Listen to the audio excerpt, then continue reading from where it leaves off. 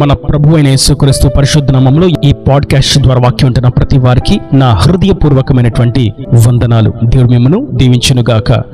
రోమియోలకు రాసినటువంటి పత్రిక 11వ అధ్యాయము 33వ వచనం. ఆహా, దేవుని బుద్ధి జ్ఞానముల బాహుల్యము ఎంతో గంభీరము, ఆయన తీర్పులు శోధింపనంతో అసఖ్యములు, ఆయన మార్గములెంతో అగమ్యములు. చదివినటువంటి ఈ ప్రాముఖ్యమైనటువంటి వాక్య భాగంలో ఆయన మార్గములు ఎంతో అగమ్యములు అనేటువంటి మాటను మనం గమనిస్తాం. ఆ కింద ఫుట్ నోట్ లో అగమ్యములు అన్నదానికి అడుగుజాడలు పట్టణ సఖ్యములు అనేటువంటి అర్థమును మనం చూస్తాం. నేటి వాక్యం వింటున్నటువంటి నా ప్రియ సహోదరులారా, మనము క్రీస్తును అంగీకరించి సత్య మార్గములు జీవ మార్గంలో సర్వసత్యములో మనం నడిపించబడుతున్నప్పుడు, మనం ప్రభువును అనుసరిస్తూ ఆయన నడిపిస్తున్నటువంటి మార్గంలో మనం ముందుకు సాగిపోతున్నప్పుడు మనకు కనిపించేటువంటి త్రోవ ఏదనగా అగమ్యము.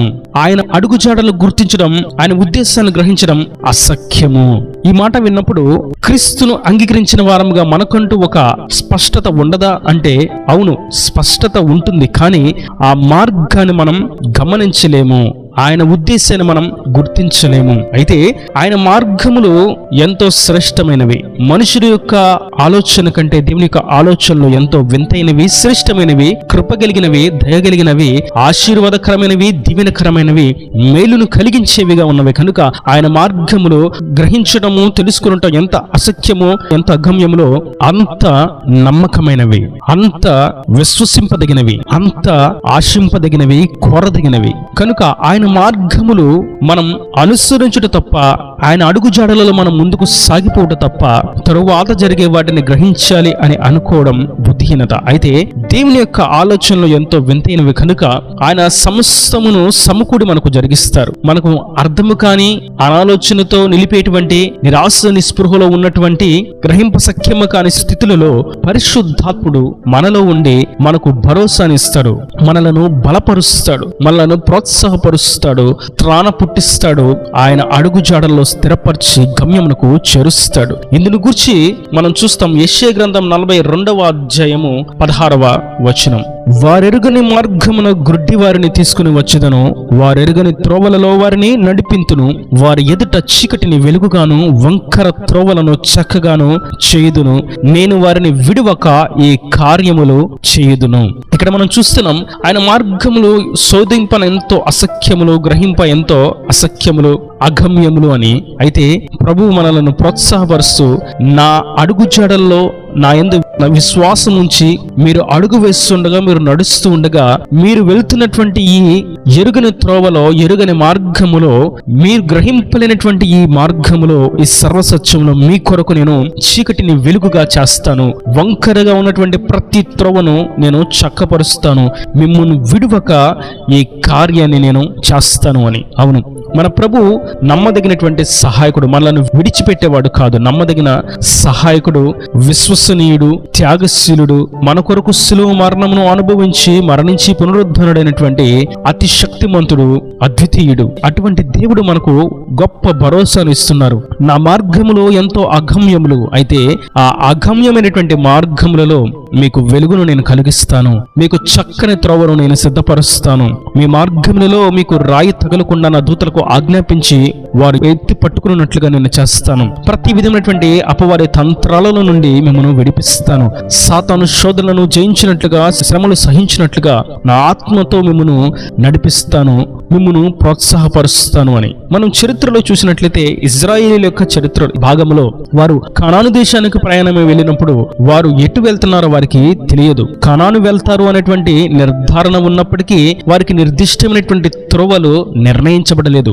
ప్రభువు వారిని నడిపిస్తున్నటువంటి మార్గంలో వారు నడిచిపోవటం తప్ప వేరొక మార్గం వారికి లేదు. ఆయన ఏ త్రోవను నడిపిస్తే ఆ త్రోవలో వారు తగ్గింపుతో ఆయన అడుగుజాడలలో ఆ షకిన మేఘము క్రింద సాగిపోవటమే వారి యొక్క నియమము. అయితే వారు ఆయన అడుగుజాడల్లో నడుస్తూ ఉండగా ఎరుగని ఆయన ఉద్దేశానుసారమైనటువంటి అగమ్యమైనటువంటి త్రోవలో వారు సాగిపోతూ ఉండగా వారికి ఆహారము తప్పక లభించింది, నీరు తప్పక లభించింది, వారికి నీడ తప్పక లభించింది, ఆరోగ్యము తప్పక లభించింది, సమృద్ధి, సంతృప్తి, సమాధానము, పోషకాలు సమస్తము వారికి సమకూడి అనుగ్రహించబడ్డాయి. కారణం, వారు ఆయన త్రోవలో నడుస్తున్నారు. ఆ త్రోవ వారికి అగమ్యములే, ఆయన ఉద్దేశాలు వారికి అసఖ్యములే. కానీ వారు వెళుతూ ఉండగా వారికి కావలసిన సకల సమృద్ధిని వారు అనుభవించారు. పాలు తేనెలు ప్రవహించు కనాను దేశాన్ని వారు స్వతంత్రించుకున్నారు. కారణం, వారి ఎదుట చీకటిని వెలుగుగా చేస్తానన్న దేవుడు ఆ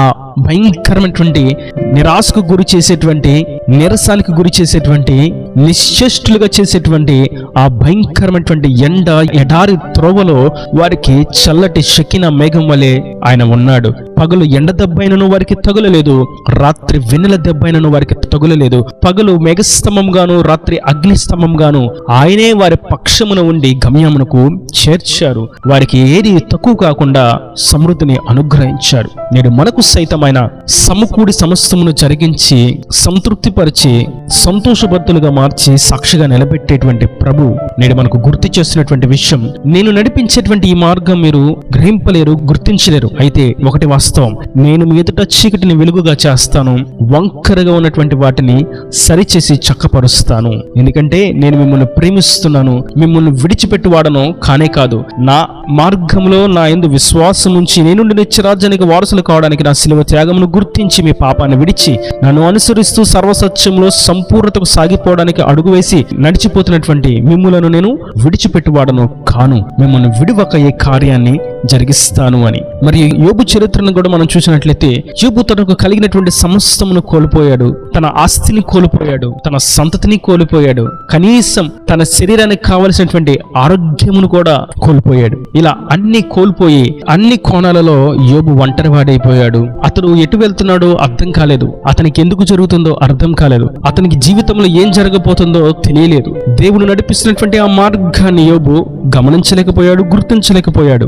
కానీ ఒకటి మాత్రం తనకు తెలుసు, నేను శోధింపబడిన తర్వాత శుద్ధ సువర్ణంగా నేను మార్చబడతాను. ఇదిగో నేను నశించిన, నా కనులు క్షీణించిన నేను ఆయనను చూడగలుగుతాను, మహిమను పొందుకుంటాను అనేటువంటి విశ్వాసభరితమైనటువంటి మాటలతో ఆ ఆత్మీయ యాత్రలో ముందుకు సాగిపోయాడు. నిజముగానే ప్రభు అతని ఎదుట చీకటిని వెలుగుగా మార్చాడు, వంకరగా ఉన్నటువంటి త్రోవలను చక్కపరిచాడు. తాను కోల్పోయిన వాటన్నిటికంటే రెండింతలు ఆశీర్వాదాన్ని హెచ్చుగా ఇచ్చి యోబును దీవించాడు. నేటి వాక్యం వింటున్నటువంటి నా ప్రియ సహోదరులారా, మనం విశ్వసింపదగినటువంటి, విశ్వాసానికి కర్త అయినటువంటి ఆయనకు మనం విశ్వసనీయంగా ఉన్నట్లయితే విశ్వాసంలో పురుకొల్పేటువంటి విశేషమైనటువంటి కార్యాలను ఆయన చేస్తాడు, ఆయన సన్నిధిలో సాక్షిగా నిలబెడతాడు. కారణం, మనం లోకాన్ని విడిచి, పాపాన్ని విడిచి, ప్రభువుకు ఆయాసకరమైనటువంటి త్రోవలను విడిచి ఆయన అడుగుజాడల్లో, ఆయన నడిపిస్తున్నటువంటి మార్గములో మనం ముందుకు సాగిపోతూ ఉన్నాము. కాబట్టి అందుకే వాక్యం ఈ రీతిగా సెలవిస్తుంది, నీ వాక్యము నా పాదములకు దీపము, నా త్రోవలకు వెలుగై ఉన్నవే అని. అవును, ఆయన వాక్యాన్ని మనము చేతపట్టి ఆయన మీద విశ్వాసముతో ప్రార్థిస్తూ ఆయన రెండవ రాకడ కొరకు నిరీక్షణతో ఉన్నటువంటి మనలను ఆయన నిశ్చయముగా విడిచిపెట్టక చెయ్యి పట్టి సత్య మార్గమును నడిపిస్తాడు, గమ్యానికి చేరుస్తాడు, సాక్షులుగా నిలబెడతాడు. కనుక మనం అధైర్యపడకుండా మనం వెళ్తున్నటువంటి మార్గములో యుద్ధములే గాని, కరువులే గాని, కొదువలే గాని, అసమాధానమే గాని, అవమానాలే గాని, తృణీకారాలే గాని ఏమి వచ్చినప్పటికీ ఆయన మీద మనం విశ్వాసంతో ముందుకు సాగినట్లయితే మన ఎదుట ఉన్నటువంటి ఆ చీకటి క్రియలు, ఆ అపవాది క్రియలు, వంకరగా ఉన్నటువంటి క్రియలు సమస్తమును ఆయన చక్కబరుస్తాడు. ఆయన కార్యాన్ని మన పట్ల చేసి ముగిస్తాడు. చుట్టూ ఉన్నవారు సైతం దానిని చూసి ఆశ్చర్యపోయినట్లుగా చేస్తాడు. ఇలా మనం చూస్తున్నట్లయితే చరిత్రలో ఎంతో మంది, ఆసాపు కూడా తాను వెళుతున్నటువంటి మార్గాన్ని, దేవుడు నడిపిస్తున్నటువంటి ఆ త్రోవను గుర్తించలేకపోయాడు, గమనించలేకపోయాడు.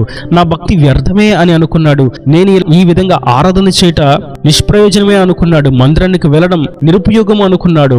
విశ్వాసంలో నిరాశకు, నిస్పృహకు గురయ్యాడు. చల్లారిపోయినటువంటి అతని అనుభవంలో ప్రభువు తన స్వరముతో మాట్లాడి ఆసాపును బలపరిచాడు. భక్తిహీనులను చూచి నువ్వు మత్సరపడకు, వారు కాలు జారి పాతాళంలో పడేటువంటి త్రోవ అంచులో వారు నిలిచున్నారు, నీవైతే నా కౌగిలిలో భద్రము చేయబడ్డావు, క్షేమకరమైనటువంటి స్థితిలో ఉన్నావు అని ఆసాపును ప్రభు బలపరిచారు. నిజమే, మనం వెళ్తున్నటువంటి ఈ మార్గంలో అనేక సందర్భాల్లో నిరాశ నిస్పృహలు, నాకే ఎందుకు ఈ అనారోగ్యం, నాకే ఎందుకు ఈ ఆర్థిక ఇబ్బందులు, నాకే ఎందుకు ఈ అసమాధానపు క్రియలు, నాకే ఎందుకు ఈ నష్టాలు, నాకే ఎందుకు ఈ అప్పుల సమస్యలు, నాకే ఎందుకు ఈ శరీర సంబంధమైనటువంటి శోధనలు, నాకే ఎందుకు ఈ కుటుంబంలో ఉన్నటువంటి వ్యతలు అని పలు కోణాలలో, పలు సందర్భాలలో ఉద్యోగమును గూర్చి, వ్యాపారంను గూర్చి, కుటుంబంను గూర్చి, ఆరోగ్యమును గూర్చి మనం నిరాశలో నిలిచే ఉంటాం. అయితే ప్రభు వాక్యం మనకు తేటగా వెలుగును అందిస్తున్నది.